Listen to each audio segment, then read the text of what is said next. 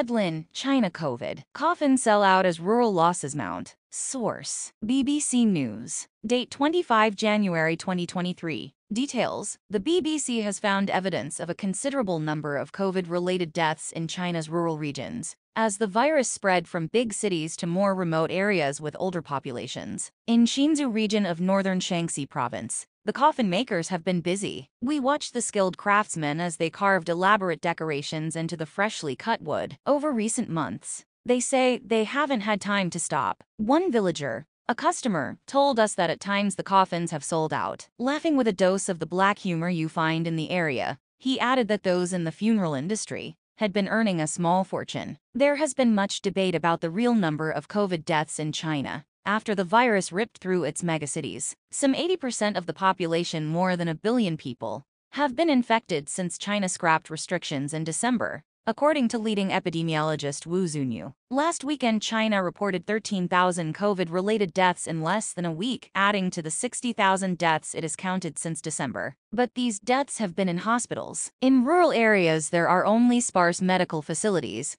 and those who die at home are mostly not being counted. There is not even an official estimate for the number of village deaths, but the BBC found evidence the death toll is mounting. We visited a crematorium, and they too have been busy. Mourners dressed in white walking forward carrying the ceremonial box, which would eventually contain the remains of a loved one. In another village, we saw one man and woman loading huge tissue paper birds onto the back of a flatbed truck. They're cranes. You ride the crane into the afterlife, the woman said, as they packed up other elaborate Buddhist images newly made from tissue paper. They said they'd had an explosion in demand for their funeral decorations, 2 or 3 times what's normal. Everyone we met in this part of Shaanxi who is connected to the funeral industry told us a similar story about an increase in deaths, and they all attributed it to the coronavirus. Some sick people are already very weak, one man said as he continued to load the truck. Then they catch COVID, and their elderly bodies can't handle it. We followed the truck to where the artworks were being delivered,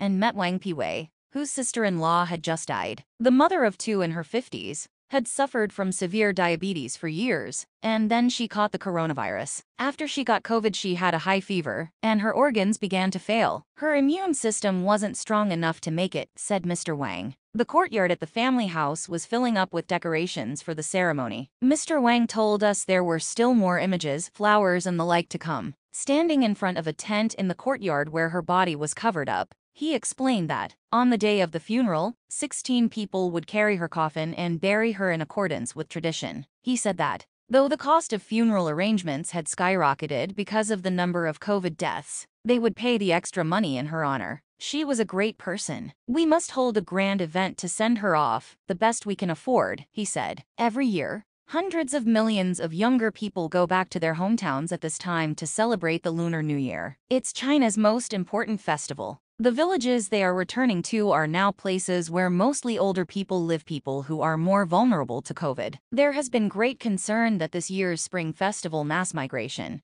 could quickly spread the coronavirus into more remote areas to deadly effect. The government warned those in the cities not to go home this year if their elderly relatives had not yet been infected. Dr. Dong Yanming, who operates a very small village clinic, thinks at least 80% of residents there had already caught COVID. All the villagers come to us when they're sick, he said. We're the only clinic here. Most who had died there had underlying diseases, he said. In terms of managing the medicine they had as COVID hit the village, Dr. Dong said they would not sell medicine to people beyond their needs. For example, I would only give out 4 ibuprofen tablets per person, he said. They don't need 2 boxes. It'll just be wasted. However, he said he believed the worst of this COVID wave was already behind them. We haven't had any patients in recent days. Those who die in this region are buried in the fields. Farmers then continue to plant crops and raise livestock around the mounds of their ancestors. Driving along the road, we noticed fresh mounds of earth with red flags placed on the top. A lot of them. A farmer herding goats confirmed that they were new graves. Families have been burying elderly people here after they die. There are just too many, he said. In his village of a few thousand, he said that more than 40 residents had died during the most recent COVID wave. One day someone would die, then the next day someone else. It's been non-stop over the past month, he said. But in the countryside here, They are quite philosophical about life and death. This farmer said people would still celebrate the new year like they always have. My son and daughter-in-law will come back soon, he said. I asked if locals were worried that family members returning could mean more infections. People shouldn't worry. No fear, he said. You will still become infected even if you hide. Most of us have already got it and we are fine. He and many others are hoping that COVID's most deadly work has already been done, and that, for the time being at least, their energy can be spent on being with the living rather than burying the dead. Thanks for watching. Please like, comment, and share. Don't forget subscribe and click the bell button to get update news reminder.